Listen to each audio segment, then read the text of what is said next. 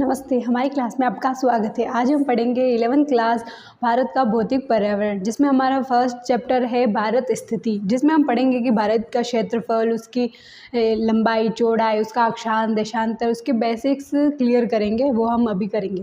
भारत के बारे में पढ़ेंगे। आपको अगर ज्योग्राफी पढ़नी है तो ज्योग्राफी में पढ़ने के लिए सबसे ज़्यादा ज़रूरी होगा आपको 2 मैप की ज़रूरत होगी। अगर आपको मैप्स होंगे आपके पास तो आप ज्योग्राफी अच्छे से पढ़ पाओगे। आपको पता चलेगा कि कौन सा देश कहाँ है, उसकी लोकेशन क्या है, वो उसके आसपास कौन से देश या महाद्वीप है। सबसे पहले आपके पास वर्ल्ड मैप होना चाहिए। वर्ल्ड मैप में आपको सब महाद्वीपों के बारे में पता चलेगा कि महाद्वीप कौन सी दिशा में है, कौन सा महाद्वीप किसके पास है। और अगर भारत पढ़ रहे हैं तो भारत का मैप आपके पास होना चाहिए, ताकि उससे पता चले कि भारत कैसा है। भारत विश्व में उत्तर पूर्वी गोलार्ध में स्थित है। अगर आप वर्ल्ड मैप देखोगे तो आपको पता चलेगा कि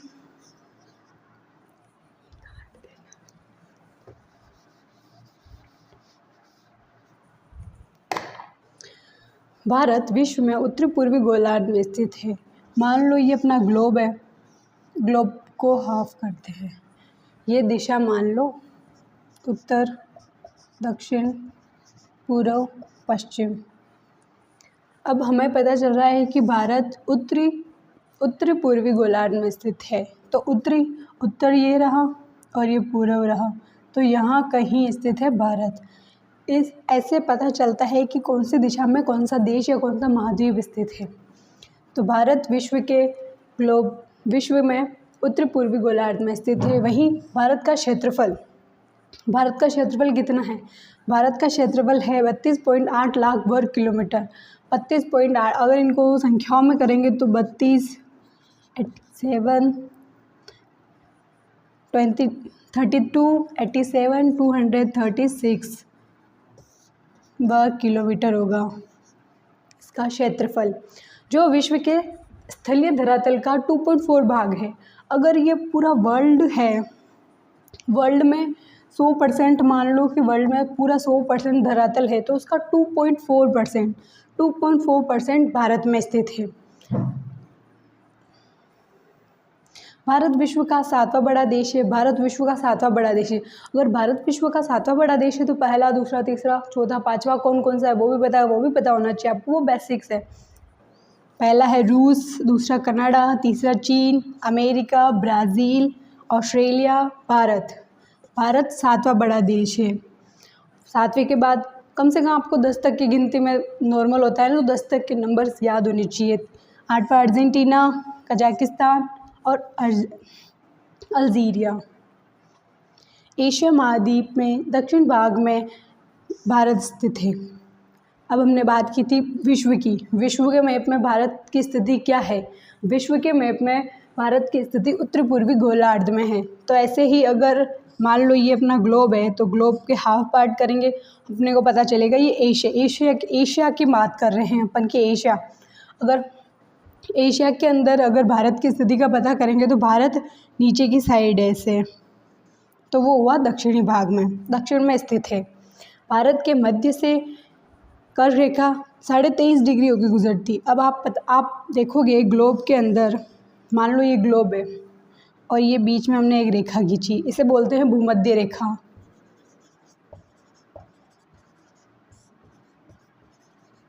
भूमध्य रेखा जो 0 डिग्री पर स्थित है पृथ्वी के, मतलब मान लो ये पृथ्वी या ग्लोब पर 0 डिग्री पर भूमध्य रेखा स्थित है। और इसी से जैसे ऊपर जाएंगे 23.5 डिग्री, तो यहाँ कर्क रेखा है। और इसी से नीचे आएंगे 0 डिग्री से 23.5 डिग्री, तो यहाँ पर है मकर रेखा।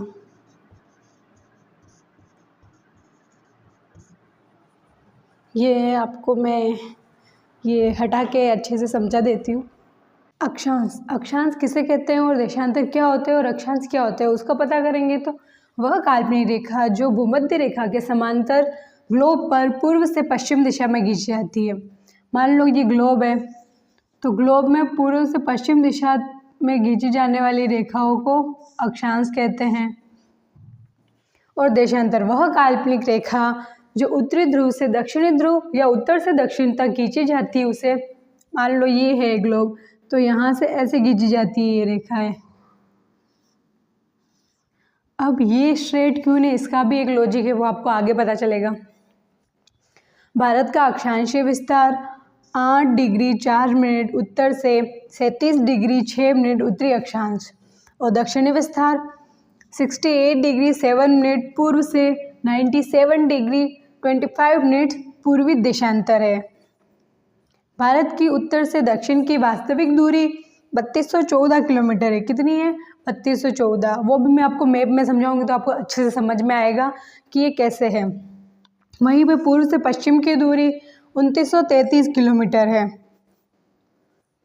भारत के अक्षांश व देशांतर विस्तार की गणना करें तो 30 है। अब ये 30 कैसे निकला वो आप समझो, तो 97 डिग्री और 25 मिनट को 68 डिग्री 7 मिनट से माइनस करोगे तो आपको लगभग 30 मिल जाएगा। वहीं पे 37 डिग्री 6 मिनट को 8 डिग्री 4 मिनट से माइनस करोगे तो वो आपको 30 मिलेगा। इसलिए लगभग दोनों को मिला के 30, इसकी गणना करें तो 30 आ रहा है ये।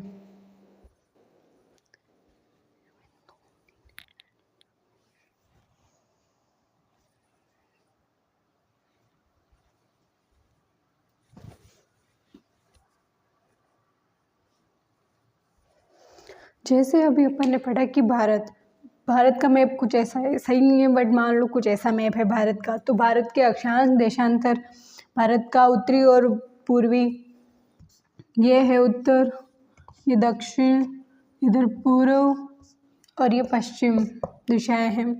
अब भारत के स्थलीय सीमा के वो बिंदु जो एकदम उत्तर में कौन सा बिंदु है, दक्षिण में कौन सा है, पूर्व में कौन सा है, पश्चिम में कौन सा है, तो मुख्य स्थलीय भूमि के हिसाब से है लद्दाख उत्तर में, दक्षिण में कन्याकुमारी, पूर्व में अरुणाचल प्रदेश और पश्चिम में गुजरात है।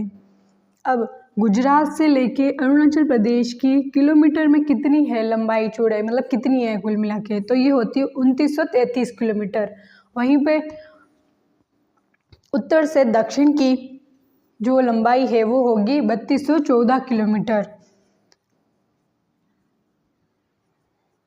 अब यहाँ देखिए, ध्रुवों की ओर जाते समय दो देशांतर रेखाओं के बीच की दूरी घटती जाती है।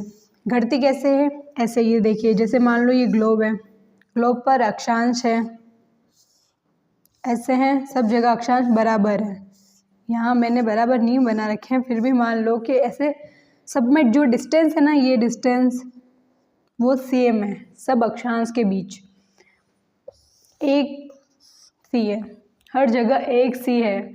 अक्षांश रेखा है, हर जगह एक सी है, एक सी है। अब देशांतर, दो देशांतर रेखाओं के बीच की दूरी घटती जाती है। घटती कैसे जाती है? अक्षांश रेखा, देशांतर रेखाएं कुछ ऐसी है।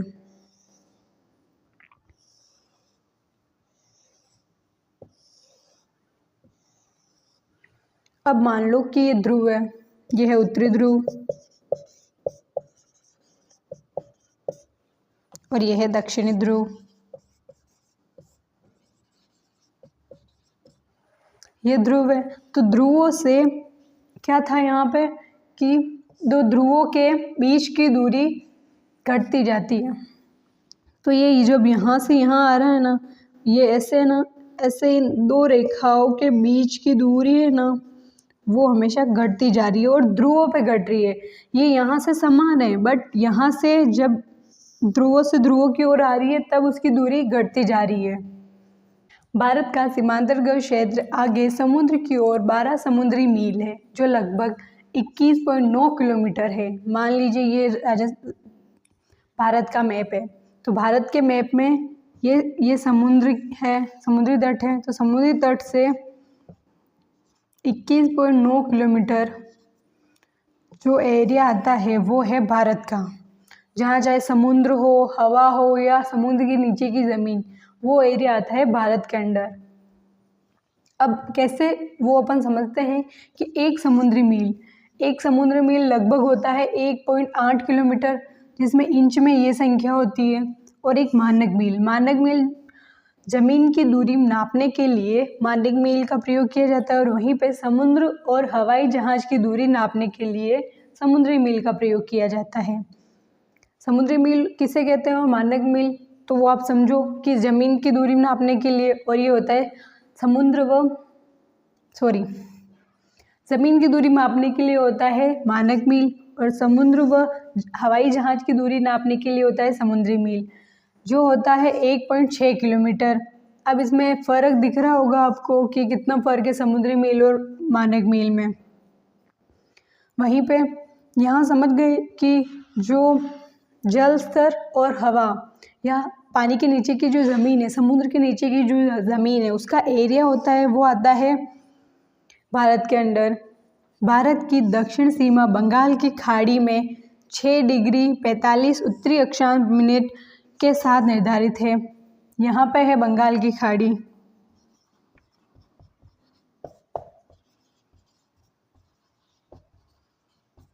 बंगाल की खाड़ी जो कितने डिग्री पे है, इसका अक्षांश क्या है, ये एक क्वेश्चन हो सकता है छोटा, कि भारत की दक्षिण सीमा बंगाल की खाड़ी में 6 डिग्री 45 मिनट उत्तरी अक्षांश पर निर्धारित की गई है।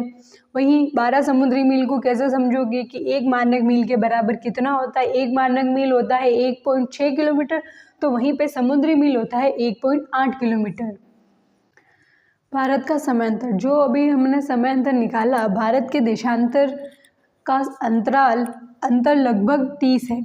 तो एक देशांतर को पार करने में सूर्य को 4 मिनट लगते हैं।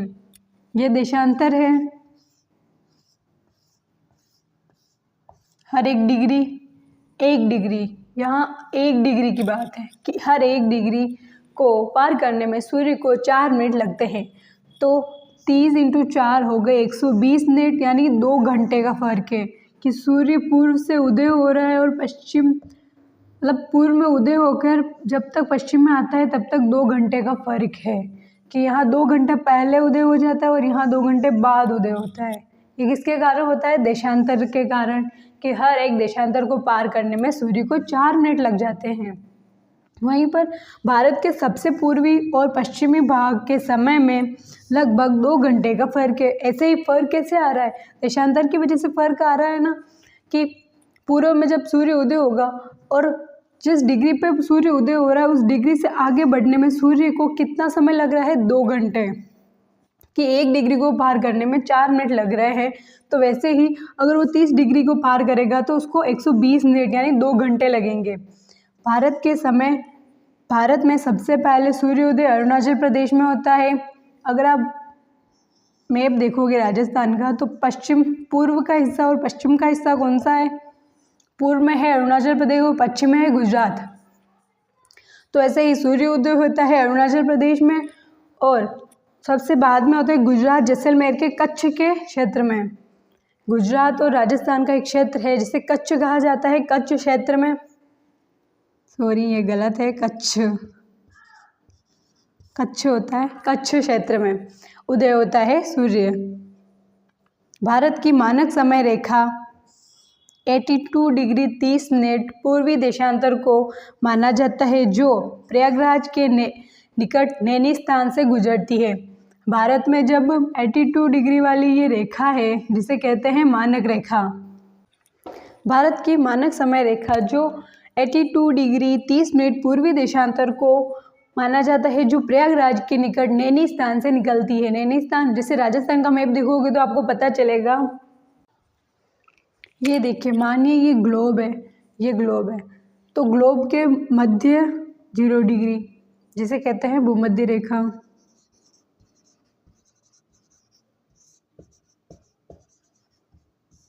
और ऊपर 23.5 डिग्री और नीचे भी 23.5 डिग्री, तो ऊपर वाली को कहते हैं कर्क रेखा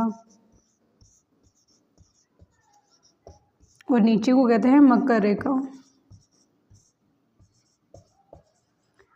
और जो ये है ऊपर उत्तर की तरफ और जो दक्षिण की तरफ, इसे कहते हैं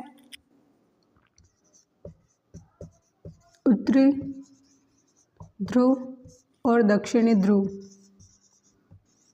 ये मैं आपको इसलिए बता रही हूँ ताकि आपको पता हो और आगे आएगा और उसमें आपको समझ में आए कि कौन सी रेखा किधर है, ऊपर कौन सी है, 23.5 पे कौन सी है, साढ़े ऊपर कौन सी है, नीचे कौन सी, कर्क रेखा। और भूमध्य रेखा को बोलते हैं विषुवत रेखा, भूमध्य रेखा को विषुवत रेखा भी कहा जाता है।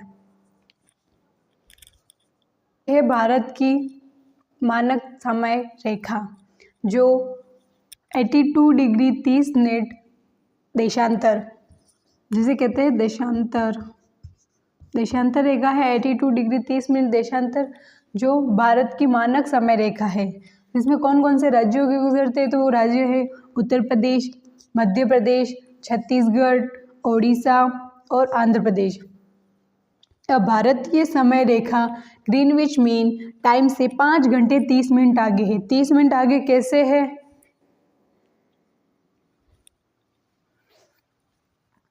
कि भारतीय समय रेखा ग्रीनविच मीन टाइम से 5 घंटे 30 मिनट आगे है। भारतीय समय रेखा जैसे अमेरिका में सुबह हुई होती है तो अपने यहाँ रात होती है भारत में, जब भारत में सुबह होती है तो अमेरिका में रात होती है। वो किस वजह से होती है? क्योंकि ग्रीनविच रेखा और भारतीय मानक समय रेखा के बीच बहुत फ़र्क है। उसी वजह से जब यहाँ जो टाइमिंग है उसके 5 घंटे लेट अमेरिका या अमेरिका जैसे देशों में उधर होगी।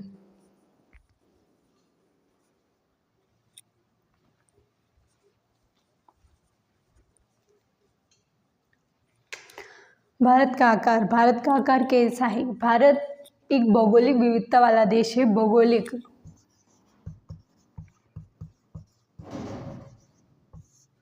भारत एक भौगोलिक विविधता वाला देश है। सॉरी, भौगोलिक नहीं, भौतिक।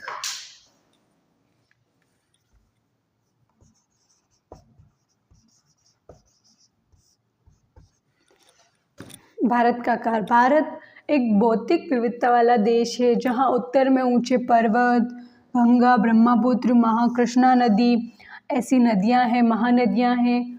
उत्तरी पूर्वी और दक्षिणी भाग में पहाड़ियाँ हैं, मरुस्थल क्षेत्र है, रेगिस्तानी क्षेत्र है। वहीं उत्तर में हिमालय पर्वत, उत्तरी पश्चिमी भाग में हिंदुकुश पर्वत व सुलेमान श्रेणियाँ, उत्तर पूर्व में पूर्वांचल पहाड़ियाँ तथा दक्षिण में विशाल हिंद महासागर से सीमांकित एक वृहद भौगोलिक इकाई है जिसे उपमहाद्वीप कहा जाता है। उपमहाद्वीप कैसे होता है? मतलब अगर भारत एक उपमहाद्वीप है तो वो कैसे है उपमहाद्वीप? क्योंकि यहाँ हिंदुकुश पर्वत, इधर हिमालय पहाड़ियाँ, इधर बंगाल की खाड़ी, इधर अरब सागर, बंगाल की खाड़ी और सभी छोटे बड़े देशों से मिलकर यह एक उपमहाद्वीप बना है।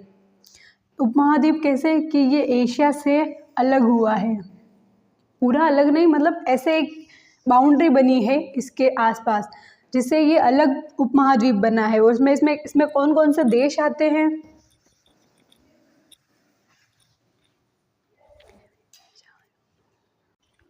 हिंद महासागर हिंदुस्तान शब्द से बना है। हिंदुस्तान से हिंद लिया है, उसे महासागर बनाया। अब जैसे ये अगर इंडिया का मैप है तो यहाँ पूरा हिंद महासागर ही फैला हुआ है, तो अधिकांश भाग भारत का हिंद महासागर में है। तो इसी वजह से ये एक ऐसा देश है जहाँ पूरे महासागर में फैला हुआ है, एक ऐसा देश है ये। और भारतीय उपमहाद्वीप में कौन कौन से देश शामिल है? तो पाकिस्तान, नेपाल, भूटान, बांग्लादेश और स्वयं भारत भी इसमें शामिल है। भारत की संपूर्ण तट रेखा जो ये तट रेखा है वो है 7,517 किलोमीटर, जो कितनी है? 7,517 किलोमीटर। और वहीं पर मुख्य भूमि रेखा, अब इसी के ऊपर जो भूमि की कितनी रेखा है? 5,422 किलोमीटर। भारत हिमालय पर्वत श्रृंखला द्वारा शेष एशिया से अलग हुआ है। भारत पर्वत श्रृंखला है जो ऊपर के साइड भारत में जो पर्वत श्रृंखला है, यहाँ जो पर्वत श्रृंखला है हिमालय की, उससे शेष एशिया अलग हुआ है। और वहीं पे भारतीय प्लेट पर स्थित जो यूरेशियन प्लेट है अलग होकर बनी है, इसलिए इसे उपमहाद्वीप कहा जाता है। यूरेशियन प्लेट है जिससे अलग होकर भारतीय प्लेट बनी है, उसे यूरेशियन प्लेट से अलग हुई है, इसीलिए उसे अलग महाद्वीप कहा जाता है।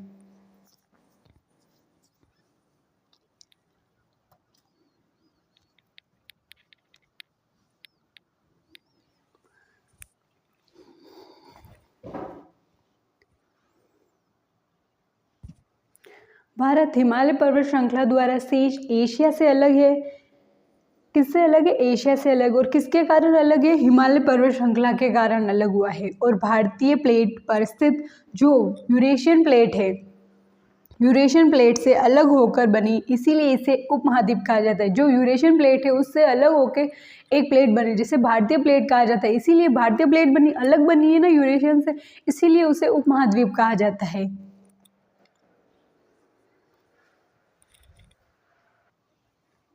भारत के पड़ोसी देश की बात करें तो भारत का पड़ोसी देश होते हैं पाकिस्तान, फिर यहाँ आता है अफगानिस्तान, फिर चीन, यहाँ चीन है, नेपाल, भूटान, पश्चिम बंगाल, यहाँ पश्चिम बंगाल है, म्यांमार, यहाँ म्यांमार है, श्रीलंका, ये श्रीलंका है। ये सब इसके पड़ोसी देश हैं। और सबसे लंबी सीमा बनाता है बांग्लादेश, बांग्लादेश इससे सबसे लंबी सीमा बनाता है। और अफगानिस्तान है जो यहाँ सबसे कम सीमा बनाता है भारत से। और भारत में पूर्व में बंगाल की खाड़ी है, पश्चिम की तरफ अरब सागर और नीचे हिंद महासागर है, और यहाँ लक्षद्वीप और ये है अंडमान निकोबार द्वीप समूह। भारत और श्रीलंका के मध्य एक है मन्नार की खाड़ी,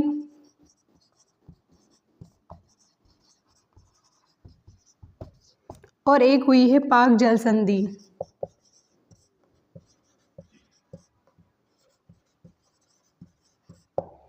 जो भारत और श्रीलंका के बीच हुई है। आज की क्लास यहीं ख़त्म होती है।